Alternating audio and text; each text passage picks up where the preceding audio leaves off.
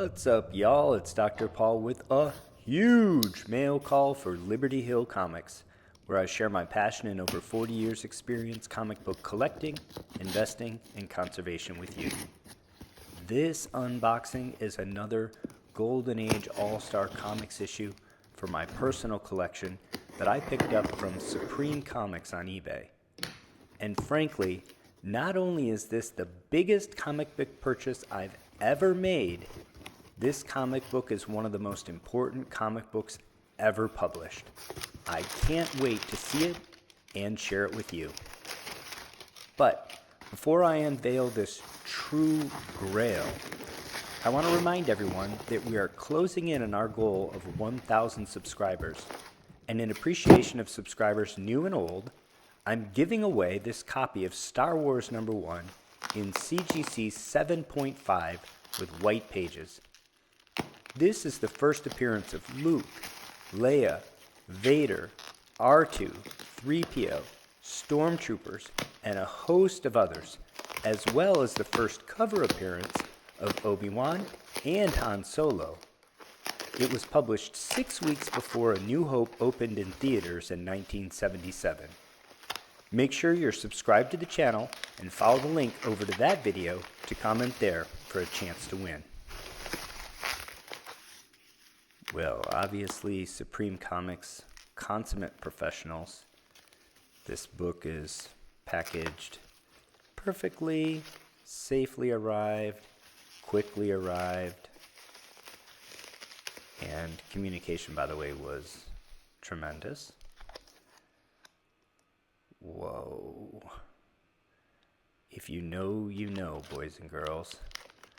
Let's get it out of this bag so we can see it in all of its glory. Wow, I've never held personally a book this significant in my own hands before. Double bagged, of course, in addition to being encased in this CBCS polystyrene, and then obviously an inner well. Holy smokes. Look at that beauty. What is it and why do we care? This is All-Star Comics #3 in CBCS 9.0 restored with off-white white pages. It's the winter 1940 issue, published as the Golden Age of Comics was just getting started prior to the start of World War II. It features one of the most iconic comic book covers ever published, featuring the Justice Society of America sitting at their round table as rendered by E. Hibbard. It's also the 15 cents in Canada edition, which is said to be rarer than the edition without the Canada notation. It's got everything going for it. Rare Golden Age gem, super significant first appearance. The first appearance is featured on the cover. It's an iconic cover by one of the Golden Age greats, E. Hibbard. As comic book collectors, we are occasionally hyperbolic.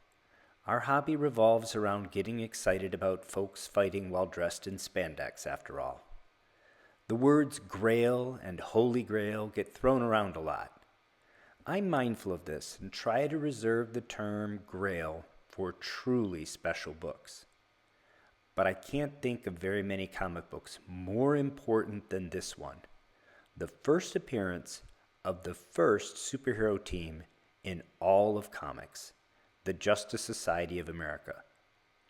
Prior to the publication of this book, no two superheroes had ever met in the pages of any comic book from any publisher.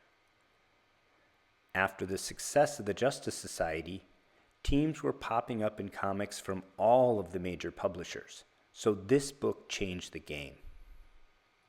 No less an authority than Robert Overstreet, publisher of the famous comic book price guide for over 50 years, and pioneer in the comic book collecting hobby, stated that the creation of the first superhero team in All-Star Comics #3 was an event, quote, second in importance only to the creation of the superhero, unquote, meaning only Action number 1 had more significance than All-Star Comics number 3 in his mind.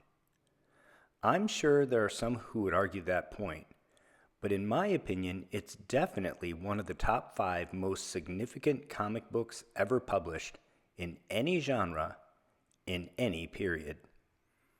The Justice Society of America were the first superhero team in all of comic books, and some believe they were the greatest superhero team to ever grace the pages of funny books. When comics fandom got started in earnest in the early 1960s, putting together a complete run of all-star comics was a rite of passage, considered a must for anybody who considered themselves a serious comic book collector. All-Star Comics featured the JSA in 55 issues, published over 11 years, from their first appearance here in issue number 3 in 1940 until issue number 57 in March of 1951. All-Star Comics had 3 writers for the entire 11-year run. Gardner Fox, the first and greatest of the JSA writers, wrote 2/3 of their tales, including their introductory story here in All-Star number 3. All-Star was published by All American Comics, which was co-marketed with National and Detective Comics under the DC bullet at the time, and later merged into the company we know today as DC Comics. All-Star Comics is one of the most important Golden Age comic book series, and it has several big keys issues, in addition to the first appearance of the JSA, including the first female superheroine in all of comic books, which is Hawkgirl in issue number 5. The first time Batman and Superman meet, which occurs in issue number 7, and the mega key of the series, the first appearance of Wonder Woman in issue 8 by William Moulton Marston. It also includes first appearances of JSA villains, Brainwave in issue 15, the Psycho Pirate in issue 23, the Wizard in issue 34, Perdegaton in issue 35, the Injustice Society in issue 37, and the Alchemist in issue 42. In issue number 57, the last issue, we have the first and only appearance of the villainous Key, as well as the last Golden Age appearance of Dr. Midnight, the Flash, and Green Lantern. All 3 would be absent from comic books for over a decade after this comic was published. All-Star Comics is one of the most important and influential of Golden Age comic book series and is highly sought after by Golden Age collectors. It's my favorite Golden Age title, and one of my life goals is to complete the Golden Age run in mid to high grade, and acquiring a copy of number 3 is a monumental step toward completing that goal. In this story, the JSA are meeting at a hotel for dinner, and Johnny Thunder uses his T-Bolt to crash the meeting and asks each of them to tell a tale of a recent adventure. The Flash leads off, and his story is drawn by E. Hibbard. Next up is Hawkman, with art by Sheldon Moldoff, followed by the Spectre, with art by Bernard Bailey, Hourman, also by Bernard Bailey, Sandman, with art mostly from Chad Grothkopf, with an assist by both E. Hibbard and Sheldon Mayer, Dr. Fate, with art by Howard Sherman and E. Hibbard, The Atom, with art by Ben Flinton, and Green Lantern, with pencils by Martin Odell. Between tales, the team gets an urgent call from the FBI. The Flash volunteers to dash down to DC and returns at the end of the book to let the team know they've been summoned to Washington for an urgent mission from the FBI chief. Starting in issue number 4, All-Star Comics goes from quarterly to bi-monthly, and the editors announce that the team will be going on adventures together. And the rest, as they say, is comic book history. This copy has been professionally restored at some time in its past. CBCS grading notes list: small amount of color touch on cover, pieces added to cover, tear sealed to cover, spine splits sealed to cover, and cover cleaned. Many of these can be seen through the slab, either by very close inspection with normal visible light or by use of a UV blacklight.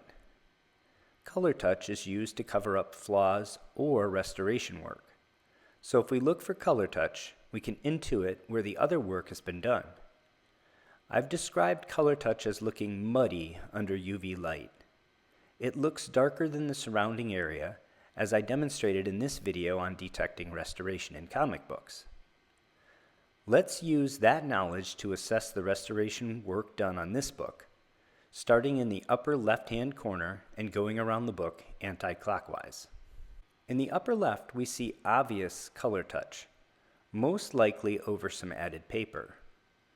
If you look closely, you can see that the surface of the paper is not perfectly smooth, and the paper fibers are not laid down quite as uniformly at the union between the new paper and the original paper continuous with the rest of the cover. The texture is off just a little bit. These are the signs of the added paper that CBCS detected. Over the new paper and at the junction with the original paper, we see the color touch. Keep in mind, I'm showing you these images under great magnification. This was a professional restoration job, and at arm's length, this book looks wonderful. It's only under magnification and UV light that we can see the work that has been done. As we go down the spine, the next area that received work was in the middle of the book around the Sandman. Here is more color touch and possibly also a small amount of paper added or a tear seal retouched. At the bottom of the spine, we can see a small amount of color touch, probably color retouching to hide a tear seal. We also see to the right of the corner the color touch that was almost certainly added to cover up a tear seal as it goes in a straight line from the bottom of the book up. Moving up to the body of the book, you can see the cover cleaning that was performed. Under normal light, you can see the very faint remnant of an ink stamp representing an anchor that was mostly removed. Under UV light, you can see that during the removal of the ink stamp, some of the original pigment of the book was lost. There are slightly lighter areas in the yellow ink that are less noticeable in visible light, and slightly darker areas where some of the ink was left behind. Here's an image under visible light, but with the contrast cranked up in photo editing software, so you can see the remnants of the stamp more clearly.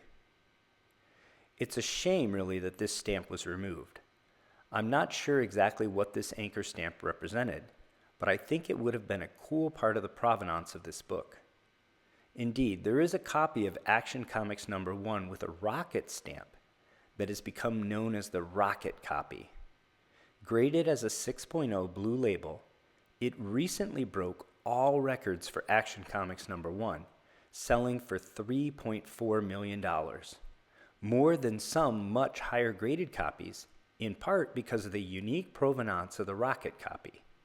Had the previous owner of this book preserved this stamp, this could have been known as the anchor copy of All-Star #3. Moving on to the back of the book, it shows little evidence of restoration, the most obvious being this color touch on the right edge in a line from the bottom of the staple up into the back of the comic. This is likely another tear seal from stress at the staple, which was then color touched to hide the repair. Overall, I agree with the assessment from CBCS. The restoration on this book was performed professionally, and this is a moderate amount of restoration. There is still a lot of original book here, and frankly, it presents phenomenally as a 9.0. All-Star Comics #3 is an extremely important and exceedingly rare book. There are only 115 copies in the CGC census total, with only 61 universal copies, representing about 53% of the CGC census, with a median grade of 4.0. There are 51 restored label copies in the CGC census, representing 44% of all slab copies with CGC. Over at the CBCS census, there are another 12 universal copies and 8 restored. CBCS lists one higher graded copy in restored grade at 9.4, while CGC lists none graded higher in restored grade. Taken together, these data indicate that over 4 out of every 10 copies of this book that have been slabbed have had some restoration work done to them. So, what is this comic book worth?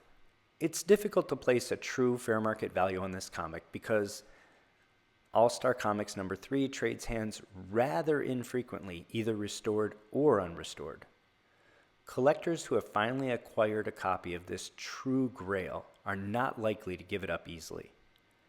But I was able to find 2 relevant sales, and from these I was able to determine a rough estimate of the fair market value. Firstly, this exact comic, the anchor copy I'm going to call it from now on, sold in 2015, approximately 8 years ago, for $16,200 plus shipping and taxes in a Comic Connect auction. The second relevant sale I found was for a CGC restored 7.5 with off-white to white pages that sold for $20,500 plus shipping and taxes in a heritage auction December of 2022 in a bear market for comic books. That was only 9 months ago. Since both of these sales occurred in widely publicized no reserve auctions, I think they both represent good data points. How much has the overall comic book market appreciated since 2015? The answer is quite a bit, so I thought of the $16,200 as a floor. The more recent sale of $20,500 for a 7.5 gives us a better sense of perhaps where the market is today, being less than a year old. How much more would you estimate the value of a restored 9.0 over a restored 7.5? Being as there is only one restored copy higher across both censuses, my estimate is about a quarter to a third higher for the 9.0 relative to the 7.5. That would put the fair market value at somewhere in the $25,000 to $30,000 range at a well-publicized auction. This book was listed for sale on eBay from Supreme Comics for $16,495. A very reasonable ask given that the same book sold for $16,200 way back in 2015. But it's also a lot of money. I clicked watch on the item and did some background checking into Supreme Comics. They have over 3,000 positive feedback on eBay, and I found some references on the CGC boards to them being in California. Importantly, I did not find any reference to anyone being dissatisfied with any transaction with them in my broader internet search. But I also did not find a direct link to them other than the one on eBay. While I was researching Supreme Comics, I received an offer from them for this book for $14,950 with free shipping. This was below my floor estimate and $5,000 below what the 7.5 had just sold for a few months ago. And importantly, it was $10,000 to $15,000 below my estimate of an auction fair market value. So, after a quick chat with Mrs. Kosnick, I decided to pull the trigger on this book. Taxes are no joke on $14,950, so my total, all in, even with free shipping, was $16,183.38. That is about $5,000 more than I've ever paid for a comic book before. But then again, I've never purchased a comic book even approaching the significance of this one either. Turns out the proprietor of Supreme Comics is a fellow named Ben out of California who is a consummate professional. Within minutes of me accepting his offer, he contacted me through eBay to thank me for my purchase and let me know how the shipping would be handled. It turns out he is on Instagram as Supreme Comic Shop, all one word. I encourage you to check him out on both platforms. Give him a follow and a shout out and let him know Dr. Paul sent you. I've said it before, but with a book this significant, it bears repeating. It's an embarrassment of riches to be the current caretaker of this piece of American and comic book history. I understand just how fortunate I am to be able to put this sort of capital into a funny book, believe me. For those of you interested in reading the Justice Society of America's adventures in All-Star Comics with a more modest investment, there are a number of less expensive alternatives. There is digital, of course, and for the analog folks, I recommend the beautiful archive editions from DC, the first of which was published in 1992. This specific issue, being such a huge key, has been reprinted a few other times, most notably in the oversized famous first edition in 1975, and more recently in the modern comic-sized Millennium edition, circa 2000. Well, I hope you enjoyed this video on this Golden Age Mega Grail. Do you agree with Robert Overstreet that it's the second most significant comic book ever published? If not, where do you think it falls? What do you think of the price I paid? Am I nuts to pay this much for a funny book, or was this an amazing investment opportunity? Let me know in the comments. I may be on comic book purchase hiatus for a while I build up some capital. But now that I have this gem, I think it's time to do the video that I've been teasing for a while, showing off my all-star collection so far. If you enjoyed this video, please hit the like button and subscribe to the channel. Until next time, happy hunting and take care of one another.